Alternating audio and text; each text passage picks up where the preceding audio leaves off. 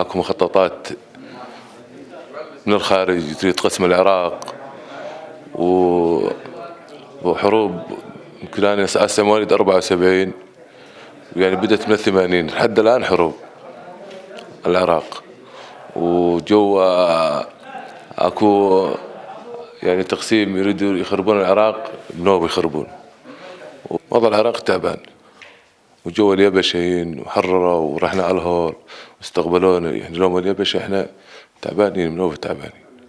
وجاء داعش دمر، صار لنا 5 سنين هسه بدينا من الصفر، ما عندنا كل شيء، تعبانين حيل. يريدوا يقسمون العراق، يريدوا يقسمونه، وقاعد يخربون خراب. بس يعني قاعد يدزون بفلوس، يسوون فتن بين اليزيدية وبين العرب وبين، يعني يسوون فتن. يعني يريد يخربون العراق بنوبة. بس الحمد لله احنا واليزيدية ماكو شيء، وهذول المخربين معروفين منو دزهم تركيا والبرزاني. يريد يخربون العراق بتنظيم، يعني هنا تنظيم يقاوم حتى لو تجي دولة، حتى لو تجي أمريكا هنا. يعني احنا واليبشة والجيش كنا ايد واحدة، والعرب يعني بمقاومة. حتى لو تجي تركيا ما تجي تركيا. احنا هنا كمجلس أم الذيبان جاهزين لأي شيء، جاهزين ومع اليبشة. وحتى لو يجي يعني أي شيء احنا ضده. أهلا وسهلا بالإعلام. فالشرق الأوسط مثل ما تعرفون صار له سنين طويلة يعاني من الحروب، والعراق خاصة هو مفتاح باب الخليج، وتدخلت بأيدي أجنبية ويريدون يسوون فتن بين الشعوب العراقية من كافة الطوائف. وجهد العراقيين والشعب العراقي الشجاع ما قدروا إن شاء الله على هذا الأسلوب كله.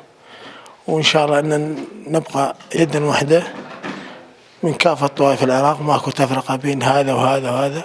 يعني كلنا نبغى أخوة، وكلنا على مذهب، وكلنا على دينه، ونبغى يد واحدة.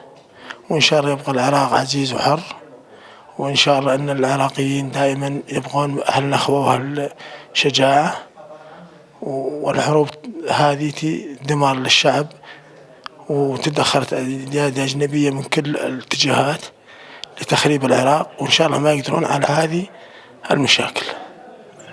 الدولة التركية تريد من العراق أول شيء تريد احتلال سنجار، 2 تريد احتلال العراق، وتريد إضعاف العراق،